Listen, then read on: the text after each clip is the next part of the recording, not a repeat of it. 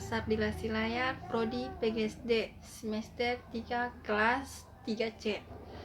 Di sini saya akan menjelaskan tugas bahasa Indonesia saya.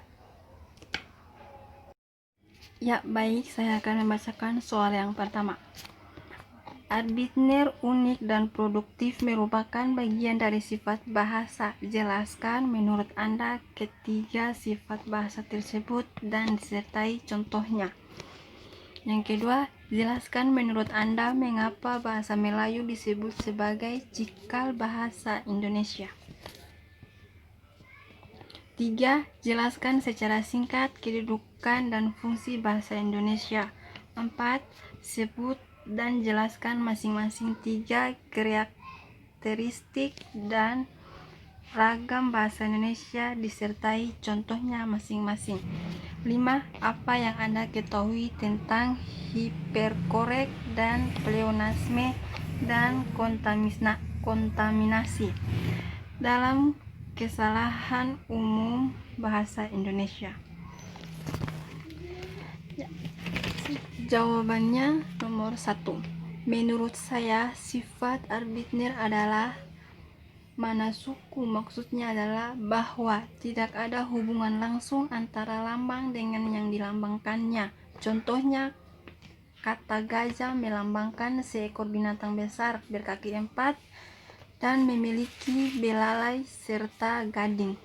Sedangkan bahasa unik artinya mempunyai ciri khas yang spesifik yang tidak dimiliki bahasa lain. Contohnya, bahasa Banjar berbeda dengan bahasa Jawa. Dan produktif adalah walaupun unsur-unsur bahasa itu terbatas, tetapi dengan unsur-unsur yang dijumlahkan terbatas, meski secara relatif sesuai dengan yang berlaku pada bahasa itu. Contohnya, galau, alay, atau lebay. Nomor 2. Menurut saya, bahasa Melayu diangkat menjadi bahasa persatuan di Indonesia pada 28 Oktober 1928 dalam peristiwa yang disebut Sumpah Pemuda. Namun bahasa Melayu dipilih sebagai bahasa Indonesia karena bahasa ini sudah menjadi lingua franca atau bahasa pengantar di wilayah Indonesia dan Asia Tenggara sejak ribuan tahun lalu. 3.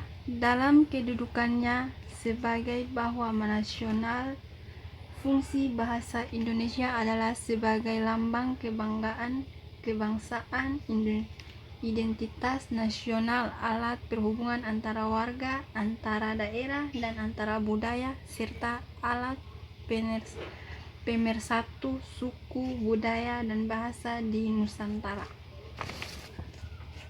Yang keempat, ragam bahasa baku.